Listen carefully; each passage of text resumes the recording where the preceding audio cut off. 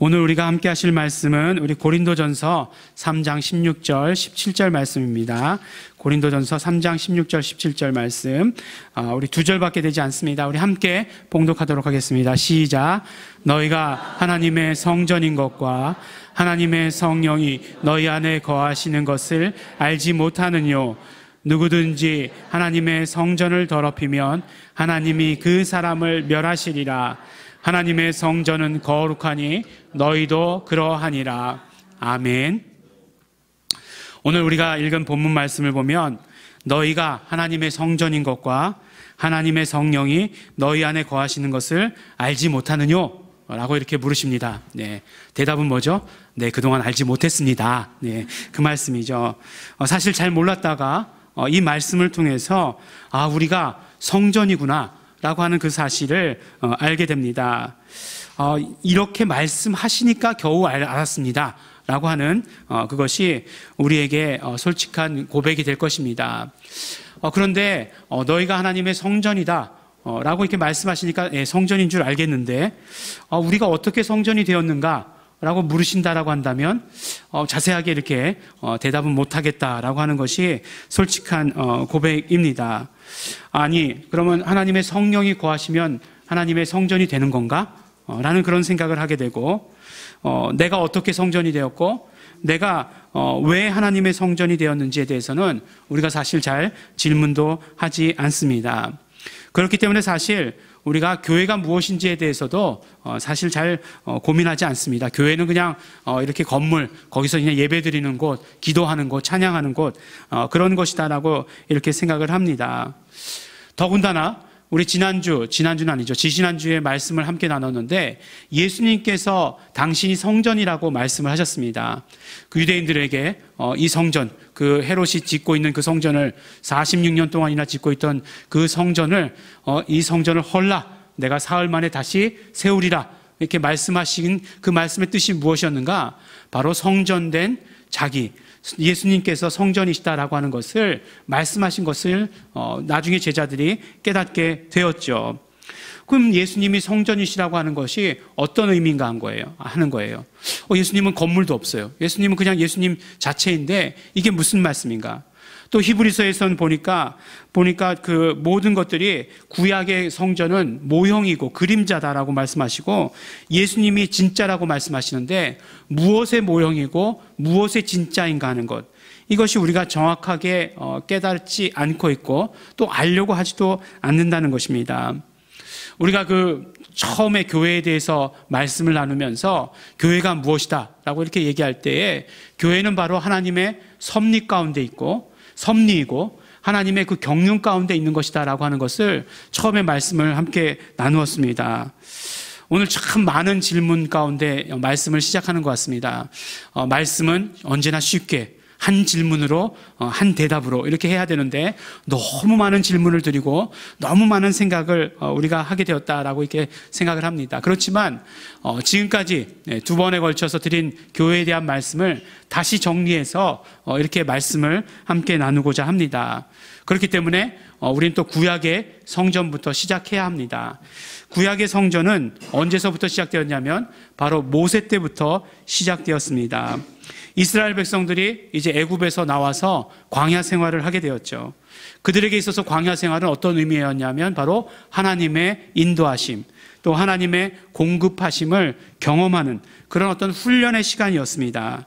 그런데 그 중심에 무엇이 있었냐면 바로 성전이 있었어요. 물론 광야를 돌아다녀야 됐기 때문에 건물로 된 성전은 아니었습니다. 텐트로 된, 우리말로 장막성전이라고 하는 그 장막으로 된 성전이었습니다. 그 장막성전을 통해서 하나님께서 이스라엘 백성들에게 알려주신 것은 무엇이었냐면 어떻게 하나님을 섬겨야 하는가를 알려주신 것이에요. 정말로 너희들이 하나님을 섬기는데 어떻게 하나님을 섬겨야 하는가를 이 성전을 통해서 알려주시는 것이에요.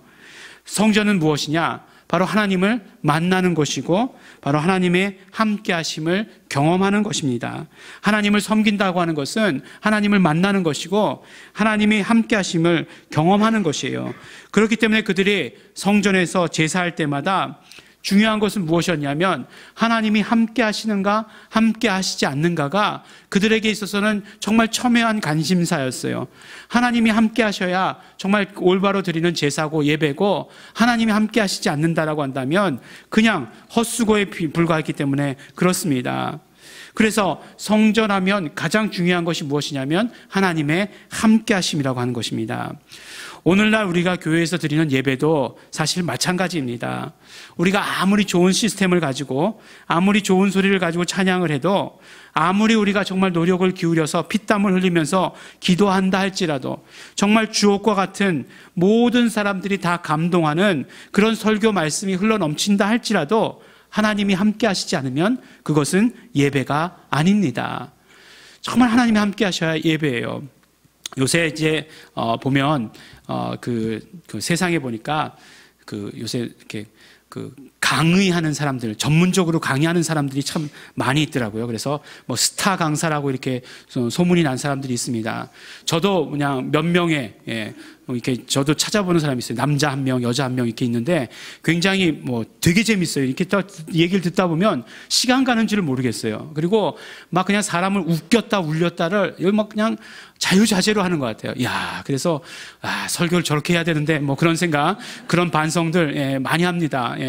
뭐 아무리 뭐 열심히 앞에서 외쳐도 너는 그렇게 얘기해라, 나는 그냥 내 생각할래, 뭐 이렇게 하고 있는 성도들을 바라보면서 그러지 말아야 되는데, 내가 정말 저 사람의 그런 것들을 바라봐야 되는데, 받아가셔야 되는데, 막 그런 것들. 그러면서 가끔 가다가 예화 시간에 그런 들은 예화 이렇게 얘기하기도 해요. 그러면 또 어떠냐 하면 나중에 이렇게 뭐 설교에 대해서 얘기하면 이렇게 복음의 말씀 전하고 나면 아무런 반응이 없는데, 그런 예화를 전하고 나면 예화가 막 이렇게 막 돌아요. 막 그러면서 그 너무 재밌었다고 좋았다고 이렇게 얘기를 하는데, 그런 얘기를 들 때마다 더 마음이 힘들어지는 거죠. 내 얘기가 아닌데 막 이러면서. 그래요. 그런 사람들 와가지고 단에서 설교했으면 너무 좋겠다라고 하는 생각이 들어요. 하지만 그것이 참된 예배는 될 수가 없어요. 왜냐하면 하나님께서 함께 하셔야만 참된 예배가 되는 것입니다. 아무리 정말 우리의 예배가 거칠다 할지라도, 우리의 찬양이 좀 소리가 그렇다 할지라도, 설교 말씀이 좀 그렇다 할지라도 하나님이 함께 하신다라고 한다면 그것은 참된 예배인 것이고, 그렇지 않으면 참된 예배가 되지 못하는 것입니다. 정말 그들의 어떤 성전에서의 가장 정말 궁금했던 것, 그들의 성전에서 제사 지낼 때 가장 관심을 기울였던 것은 하나님이 함께 하시는가 아닌가였어요. 그러면 중요한 것은 그럼 어떻게 하나님께서 함께 하시는가 하는 거예요. 어떻게 하나님께서 함께 하시는가. 정말 궁금하지 않습니까? 이렇게 예배 인도자들 이렇게 보면은, 막 그냥 갑자기 눈 감고 있다가 여러분들 하나님께서 우리 가운데 계십니다. 막 이렇게 막 멘트를 그렇게 해요. 눈 딱 떠보면, 아무도 안 계시잖아요. 하나님이 계시다고 그러는데, 착한 사람 눈에만 보이는 건가? 뭐, 그런 생각이 들기도 해요. 하나님의 함께 하심을 본다? 그러니까 하나님의 임재하시는 것을, 우리 하나님 함께 하심을 보는 것을 통해서 알 수 있다? 근데 구약에 보면은 어떻게 되어 있습니까? 하나님을 본 자는 다 죽는다. 이렇게 되어 있잖아요. 그러니까 예배 한 번에 목숨을 건다? 뭐 그런 건 아니잖아요. 그러니까 예배 한 번 통해서 하나님 보고 그냥 죽자. 뭐 이렇게 할 수는 없는 것 아니겠어요? 정말 하나님께서 하늘에서 내려오셔서 그 성전 가운데 임하신다. 가만히 생각해 보면 굉장히 우리 중심, 인간 중심의 생각인 것을 알 수 있어요. 왜냐하면 솔로몬의 고백을 들으면 우리가 금방 알 수 있는 것이 그렇습니다. 솔로몬이 뭐라고 고백하냐면, 이제 다윗이 성전을 지으려고 했지만 하나님께서 다윗으로 하여금 성전을 짓지 못하게 하세요. 모든 준비는 마치게 하시고, 그리고 나서 이제 솔로몬이 성전을 짓습니다. 그리고 이제 성전을 봉헌하잖아요. 그 성전의 낙성식이라고 얘기하잖아요. 그때의 솔로몬이 하나님의 임재에 대해서 이렇게 얘기합니다. 열왕기상 8장 27절에 보면 이렇게 말씀해요. 하나님이 참으로 땅에 거하시리이까 하늘과 하늘들의 하늘이라도 주를 용납치 못하겠거든 하물며 내가 건축한 이 전이오리이까. 이렇게 이야기해요. 무슨 말씀입니까? 아무리 하나님께서 무소부재한 하나님이시지만 그 크신 하나님께서 어떻게 인간의 손으로 지은 이 성전에 거하실 수 있겠습니까? 라고 하는 그것은 불가능한 이야기입니다. 라고 하는 그 고백이에요. 그렇다라고 한다면 하나님의 함께 하심이 어떻게 이루어지는가 하는 거예요. 하나님의 함께 하심이 어떻게 이루어지는가? 열왕기상 8장 16절에 보니까 하나님께서 직접 말씀해 주세요.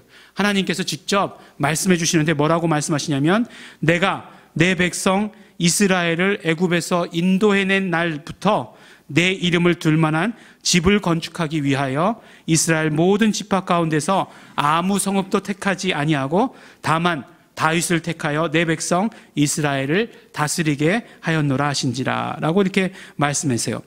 그러니까 분명히 하나님의 임재를 경험하는 곳이 성전인데 어떻게 하나님께서 임재하시겠다라고 얘기하셨고, 그 성전은 무엇인가 하는 것을 하나님께서 직접 말씀하셨는데 뭐라고 말씀하셨습니까? 이스라엘을 애굽에서 인도하여 낸 날부터, 그날부터 내 이름을 둘 만한 집을 건축하기 위해서 다윗을 선택했다라고 말씀하시는 것이에요. 그러니까 하나님께서 그 성전을 왜 건축하시고자 하셨는가? 왜 건축하도록 그렇게 시키셨는가? 내 이름을 둘 곳을 만들기 위해서. 그러니까 하나님의 이름이 있는 곳이 하나님의 성전이다. 성전은 하나님의 이름을 두는 집이다 라고 이렇게 말씀하시는 것이 열왕기상에서 솔로몬이 말씀하신 고백이에요. 그래서 이제 8장 17절 18절을 보면 이제 다윗의 이야기를 합니다. 뭐라고 말씀하십니까? 내 부친 다윗이 이스라엘 하나님 여호와의 이름을 위하여 전을 건축할 마음이 있었더니 여호와께서 내 부친 다윗에게 이르시되 내가 내 이름을 위하여 전을 건축할 마음이 있으니 이 마음이 내게 있는 것이 좋도다 라고 이렇게 말씀하세요. 그러니까 다윗에 대해서 이야기하고 있는 거죠. 다윗이 성전을 왜 지으려고 했냐면 바로 여호와의 이름을 위하여 전을 건축할 마음이 있었다라고 말씀하시는 것이잖아요. 그러니까 하나님께서 다윗의 마음을 칭찬해 주시지 않습니까? 네가 내 이름을 위해서 전을 건축한 마음을 갖는 이것이 너무나 좋다라고 말씀해 주시는 것이잖아요. 그래서 솔로몬이 성전을 진짜 지으면서 뭐라고 고백합니까? 열왕기상 8장 20절 그 밑에 절에 보니까 이제 여호와께서 말씀하신 대로 이루시도다. 내가 여호와의 허하신 대로 내 부친 다윗을 대신하여 일어나서 이스라엘 위에 앉고 이스라엘 하나님 여호와의 이름을 위하여 전을 건축하고 라고 이렇게 말씀하고 있어요.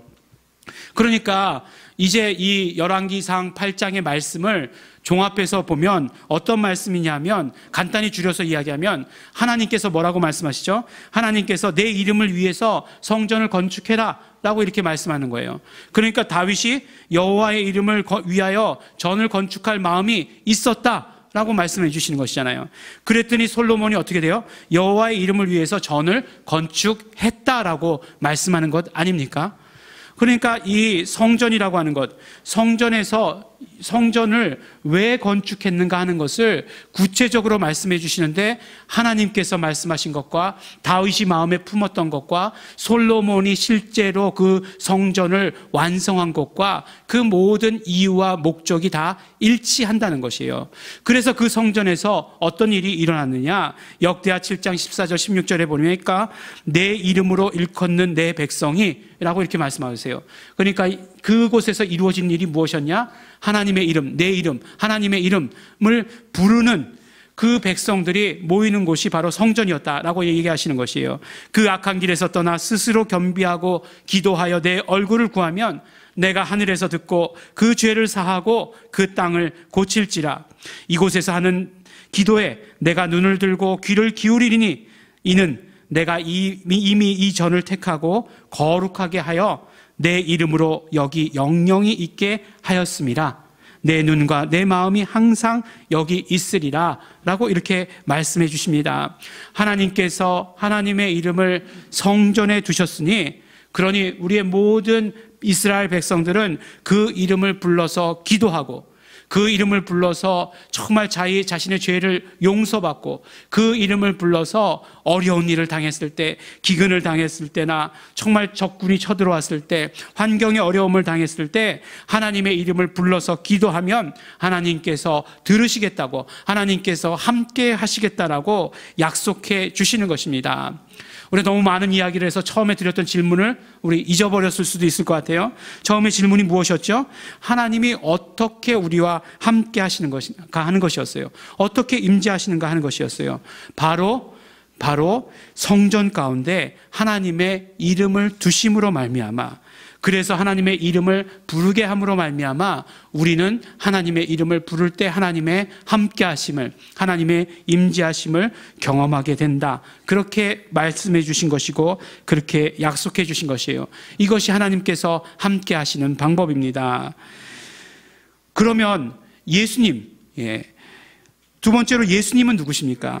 예수님은 우리가 잘 아는 것대로 말씀이 육신이 되어 오신 하나님이세요. 물론 이 자체로 하나님의 함께 하심입니다. 그렇죠?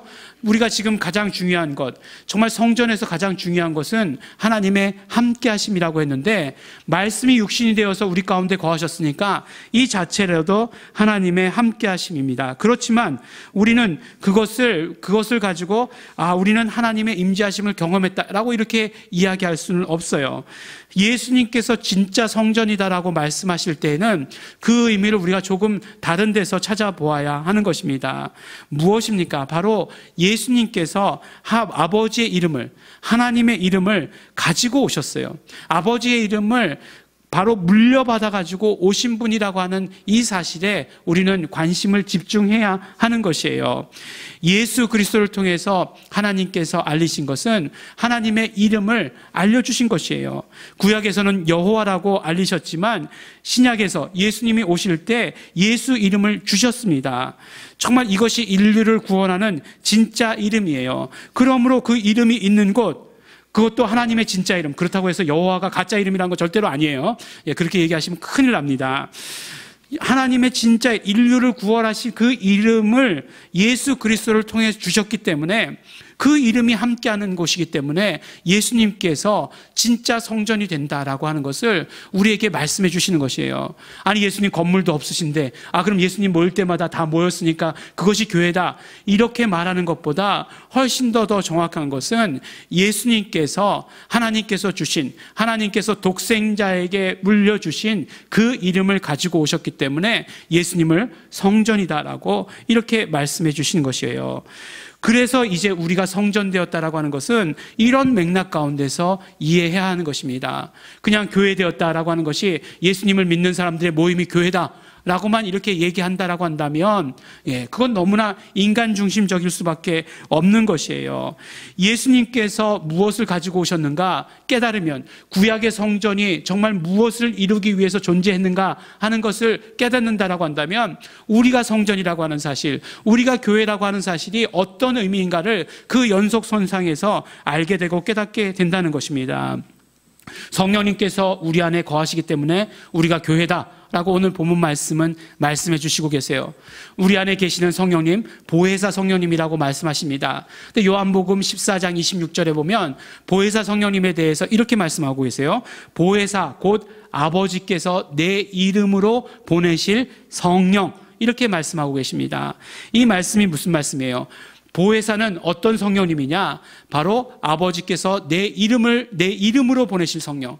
그러니까 바로 내 이름을 가지고, 예수 이름을 가지고 예수 이름으로 오실 성령이다라고 말씀해 주시는 것이에요. 그런데 그 보혜사 성령님께서 오셨는데 누구에게 오십니까? 예수 그리스도를 믿는 사람, 예수 그리스도를 영접한 사람, 예수 이름을 부르는 한 사람 한 사람에게 들어오셨어요. 예수 이름을 가져오신 성령님께서 우리 안에 들어와 계십니다. 그러면 우리가 어떤 사람이 되는가 하는 거예요. 우리가 어떤 존재가 되느냐? 바로 우리 안에도 예수 이름이 있는 그런 사람이 된다, 그런 존재가 된다라고 말씀해 주시는 것이에요. 그러니까 이런 연속선상에서 예수 이름이 우리 안에 있기 때문에 우리를 교회라고 그렇게 말씀해 주시는 것이에요. 왜냐하면 하나님의 임재하심, 하나님의 함께 하심은 그 이름 가운데, 그 이름을 부를 때 이루어지는 것인데, 바로 내가 교회라고 할 수 있는 것은 예수 이름이 나에게 이미 와 있기 때문에, 성령님으로 말미암아 예수 이름이 나에게 있기 때문에 나를 교회라고 말씀하시는 것이고, 그렇게 모인 우리 한 사람 한 사람을 교회다라고 이렇게 말씀해 주시는 것입니다. 그래서 사도 바울이 고린도 교회의 성도들에게 말할 때 뭐라고 얘기했습니까? 고린도전서 1장 2절 말씀을 보니까 우리 주 예수 그리스도의 이름을 부르는 모든 자들, 이렇게 말씀했잖아요. 성도가 누구냐? 우리 주 예수 그리스도의 이름을 부르는 모든 자들. 교회가 무엇이냐? 바로 우리 주 예수 그리스도의 이름을 부르는 모든 자들, 그들이 교회다라고 교회의 정체성에 대해서 분명히 우리에게 말씀해 주신 것입니다. 그냥 예수 믿는 사람들 모임이 교회예요, 이렇게 말해도 틀린 이야기는 아니겠지만, 그러나 보다 더 정확한 의미에서 우리를 교회라고 하신 그 의미를 우리가 안다면 바로 예수 이름이 우리 안에 있기 때문에 교회고, 예수 이름으로 하나님께서 함께 하시기 때문에 교회다라고 하는 것을 우리가 정확하게 이야기할 수 있어야 되는 것입니다.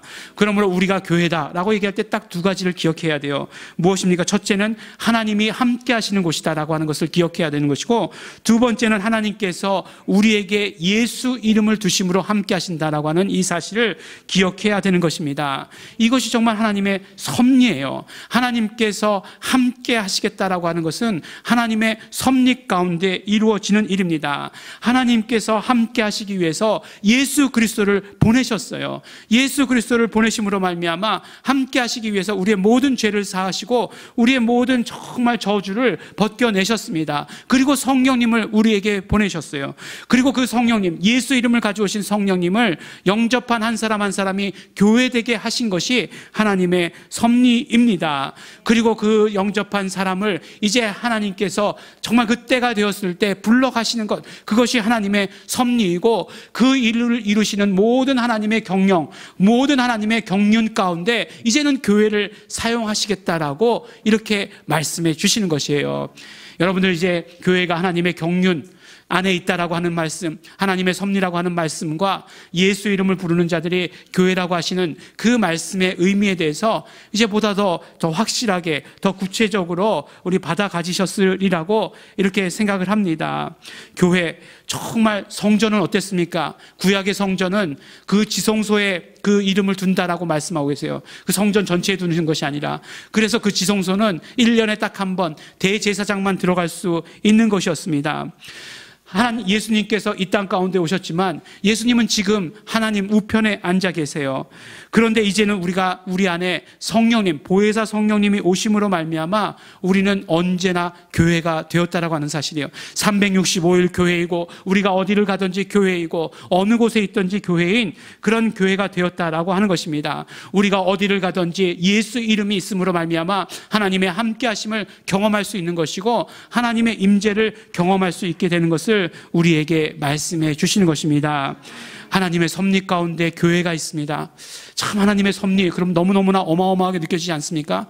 조금 전에도 말씀드렸지만 세상을 창조하신 것 하나님의 섭리 가운데 있는 것이고, 예수 그리스도를 이 땅에 보내신 것 하나님의 섭리 가운데 있는 것인데, 그 하나님의 섭리 가운데 교회를 이루게 하신 것도 하나님의 섭리 가운데 있다는 것이에요.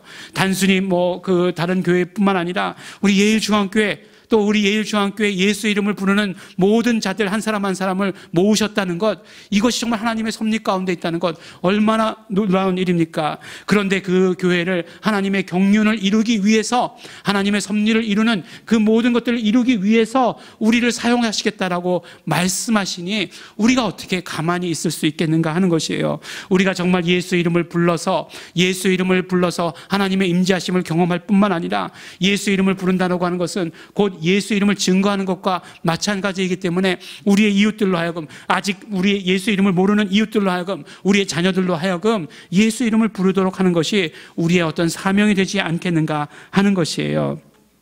교회는 예수 이름이 있는 곳입니다. 예수 이름을 부르는 곳에 하나님께서 함께 하십니다. 이것이 하나님의 섭리이고 하나님의 경륜 가운데 교회를 사용하시기를 원하십니다. 그러므로 교회가 우리에게 주어진 축복임과 동시에 교회는 우리에게 주어진 하나님의 사명이 되는 것입니다. 우리 사랑하는 예일중앙교회 성도 여러분, 그 다음에 이제 또 한마디씩 더 붙이기로 했어요. 뭐죠? 바로 우리 주 예수 그리스도의 이름을 부르는, 또 하나님과 함께 하심을 경험하는 우리 성도 여러분, 이제 우리 어떻게 교회된 것을 알았습니다. 알았다라고 하는 것은 우리에게 있어서 큰 축복임과 동시에 위기예요. 결단은 늘 우리에게 있어서 어떤 행동을 요구하기 때문에 그렇습니다. 교회의 사명은 하나님의 함께하심을 경험하는 것이고 또 그것도 이웃과 함께하는 것을 경험하는 것입니다. 예수 이름을 불러서 교회되어서 하나님의 함께하심을 경험하는, 언제나 경험하시는 우리 성도 여러분들이 되시기를 예수 이름으로 축원합니다. 우리 함께 기도하시겠습니다. 이 시간에 우리 기도하실 때 우리 정말 하나님께 감사하며 기도하시기 바랍니다.